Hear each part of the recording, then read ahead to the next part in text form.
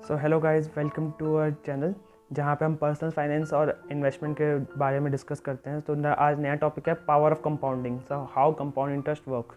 तो अगर हम फॉर्मूला देखें तो अमाउंट जो we generate is equal to principal amount into 1 plus R upon T R upon N into T. तो जो मेन कंपोनेंट है इस फॉर्मूले का वो टाइम है कि टाइम जितना ज़्यादा हम इंक्रीज़ करेंगे उतना ज़्यादा हमारा एक्सपोनेंशियल ग्रोथ होगी। कंपाउंड इंटरेस्ट में स्टार्टिंग में इंटरेस्ट कम मिलता है, पर at the end of last में जब टाइम इंक्रीज़ होता है तो वो इंटरेस्ट बहुत ज़्यादा इंक्रीज़ हो जाता है। इंटरेस्ट के ऊपर इंटरेस्ट मिलता है तो वो एक अमाउंट बहुत ज़्यादा अक्यूमुलेट हो जाता है। तो हम अभी एक स्क्रीन शेयर करता हूँ अपनी, सो दैट मैं एग्जांपल के थ्रू समझा पाऊँ कि कंपाउंड इंटरेस्ट कैसे काम करता है, how it is different with simple interest. तो अगर अभी हम देखें हम स्क्रीन पे चलते हैं तो हम देखते हैं कि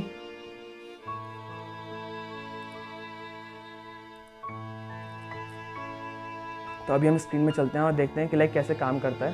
तो अगर हम मंथली इन्वेस्टमेंट करते हैं 5000 रुपीज़ पर मंथ की कोई SIP कर लेते हैं म्यूचुअल फंड में, म्यूचुअल फंड में सेफ साइड चलें तो इंडेक्स फंड जो कि हिस्ट्री के हिसाब से जो चलता रहा है वो 12% के CAGR से रिटर्न देता है लॉन्ग टर्म में। अगर हम निफ्टी में पैसा लगाते हैं तो अगर हम 5000 रुपीज़ पर मंथ सेव करते हैं तो इसका मतलब हुआ हमने एक साल में 60,000 रुपये सेव करा। ऐसे ही अगर हम टाइम बढ़ाए तो 10 साल में हमने कोई इंक्रीमेंट नहीं करा अपनी SIP पे तो उस हिसाब से हमने 6 लाख रुपये सेव करा।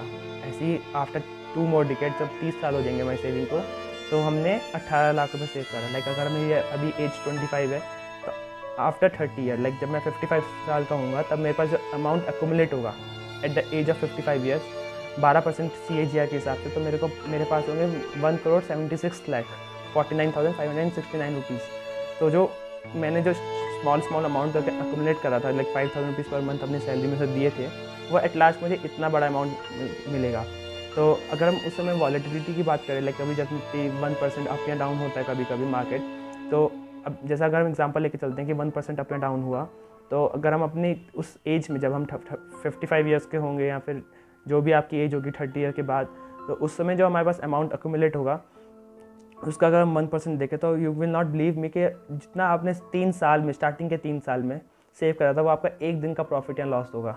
So that increment will be exponential. अगर हम ग्राफ में देखें तो कंपाउंड इंटरेस्ट का लास्ट में एकदम से बहुत ज़्यादा एक्सपोनेंशियल ग्रोथ देता है, वाइल सिंपल इंटरेस्ट एक स्टेगनेंट ग्रोथ देता है, स्ट्रेट लाइन कर्व देता है जहाँ पे वो हल्के हल्के इंटरेस्ट बढ़ते हैं अगर सिर्फ प्रिंसिपल अमाउंट पे इंटरेस्ट बाद में चेंज नहीं होता। So yeah, this was the short introduction video for compound interest and the power of compounding and how to keep patience basically। हमें इतना 30 साल के लिए पेशेंस रखना पड़ेगा। We need to be punctual तो कि हमें 5,000 रुपये मंथली सेव करने ही करने हैं और इन्वेस्ट करने ही करने, then only we can achieve this target. So I hope you like this small video of compound interest and how the power of compound interest can be used in the field of investment and कैसे वो हमें एक exponential growth दे सकता है, हमारी wealth increase कर सकता है, हमें एक करोड़पति इंसान बना सकता है। सो या I hope you like this video.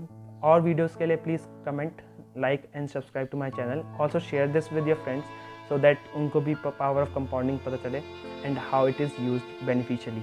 Thank you.